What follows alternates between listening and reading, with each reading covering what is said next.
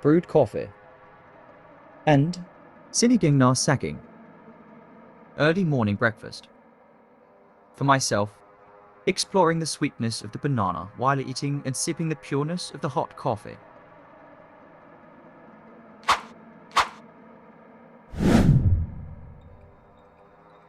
To steam ripe bananas, you can follow these simple steps. Ingredients: ripe banana saba ni delima, pot or caldero or kalan, water for steaming. Cooking instructions: 1. Preparation: wash and wipe the bananas. Cut off the two ends and then cut the bananas into 2 to 3 pieces depending on their size. 2. Steaming: add water into a pressure cooker and place a stand in it. Arrange the banana pieces in a plate or cup and place it in the cooker. Add jaggery in the vessel. Adjust the amount based on your desired sweetness level. Put the weight valve on the cooker and steam it till one whistle comes.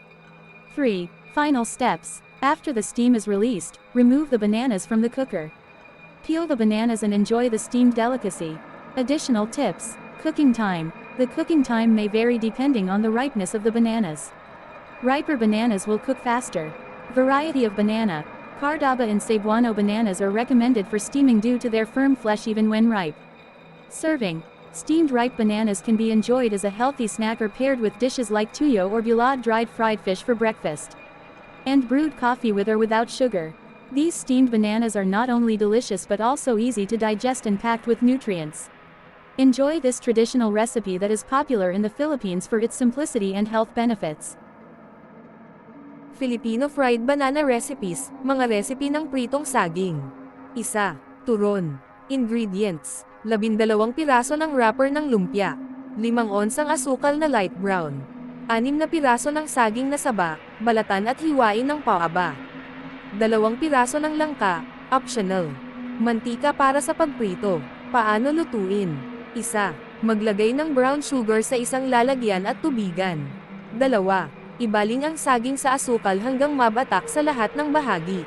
3. Ibaling ang saging sa wrapper ng lumpia kasama ang langka. 4. Iprito hanggang maging ginto ang kulay at crispy. 5. Budburan ng natirang asukal. Iba pang tips: magdagdag ng langka para sa tamis. Masarap ito kahit walang caramel coating. Banana rolls. 2. Maruya. Ingredients: 6 na piraso ng saging saba o plantain, hinimay. 1 tasa ng harina. 1.5 kutsara ng vanilla extract. 1 piraso ng itlog. 1 kutsarita ng baking powder. 3/4 tasa ng asukal. 1 tasa ng gatas. 3/4 tasa ng mantika. Kalahati kutsarita ng asin. Paano lutuin? 1. Sa isang malaking bowl, haluin ang harina, baking powder, asin, at kalahati tasa ng asukal.